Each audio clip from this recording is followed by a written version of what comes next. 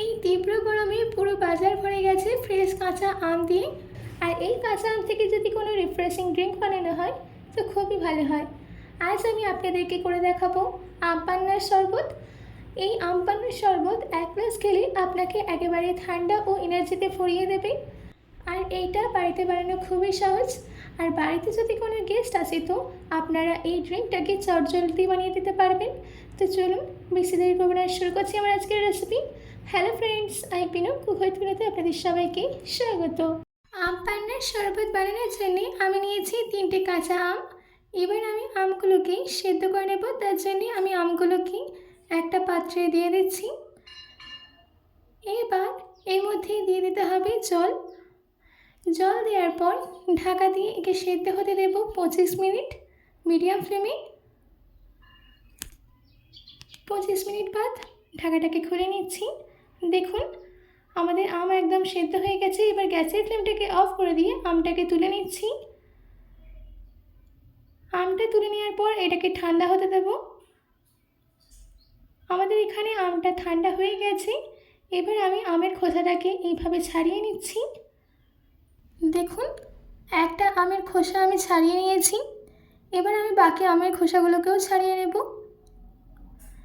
দেখুন বাকি আমের খোসাগুলোও ছাড়িয়ে নিয়েছি। এবার একটা বোল নিয়ে আমের পাল্পগুলোকে একটা চামচের সাহায্যে এইভাবে বের করে নিতে হবে। দেখুন আমের পাল্পগুলো কত সুন্দর ইজিলি একেবারে বেরিয়ে আসছে। যদি আমার আজকের এই রেসিপিটি আপনাদের ভালো লাগে তো প্লিজ লাইক করে এবং সাবস্ক্রাইব করে পাশে থাকা বেল আইকনটি ক্লিক করে দেবেন, যাতে আমি যেই নতুন নতুন রেসিপি ছাড়ি সেটা আপনাদের কাছে চলে যায়। আর এই রেসিপিটাকে প্রচুর পরিমাণে সবার কাছে শেয়ার করতে একদম ভুলবেন না। দেখুন আমি সব আমের পাল্পগুলোকে বের করে নিয়েছি। এবার একটা মিক্সি জার নিয়ে নিতে হবে। তারপর এই আমের পাল্পগুলোকে এই মিক্সি জারের মধ্যে দিয়ে দিতে হবে।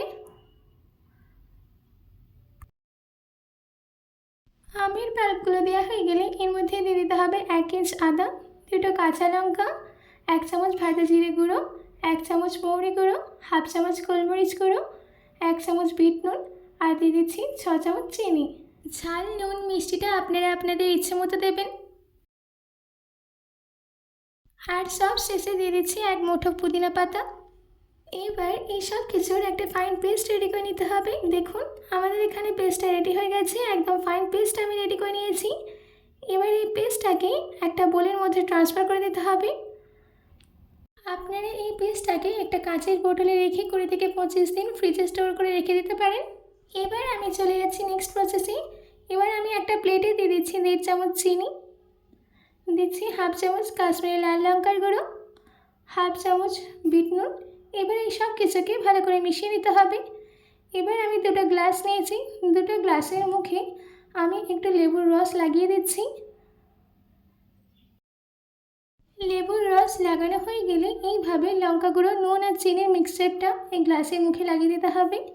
দেখুন 2টো গ্লাসেই আমি ভালো করে লাগিয়ে দিয়েছি। এবার আমি আম পান্নার শরবত তৈরি করে নেব। তাই জন্যে একটা গ্লাসে দিয়ে দিচ্ছি 3টে আইস কিউব। এবার যে আমের পেস্টটা করে রেখেছিলাম সেটা দিয়ে দিচ্ছি 3 চামচ। আপনারা এর থেকে বেশিও দিয়ে দিতে পারেন। আমের পেস্টটা দেওয়ার পর দিয়ে দিচ্ছি ঠান্ডা জল। ঠান্ডা জল দেওয়ার পর ভালো করে এটাকে মিক্স করে নিতে হবে। ভালো করে মিশিয়ে নেওয়ার পর আবারও ওপর থেকে দিয়ে দিচ্ছি একটা আইস কিউব আর পুদিনা পাতা। ব্যাস রেডি হয়ে গেছে আমাদের এই গরমের রিফ্রেশিং ড্রিঙ্ক। আশা করছি আমার আজকের এই রেসিপিটি আপনাদের ভালো লেগেছে। বাড়িতে এটি অবশ্যই ট্রাই করবেন ও কমেন্ট করে জানাবেন যে কেমন হয়েছে। আজকের মতো এটুকু, আবার দেখা হচ্ছে অন্য কোনো রেসিপি নিয়ে। ভালো থাকবেন, সুস্থ থাকবেন। ধন্যবাদ।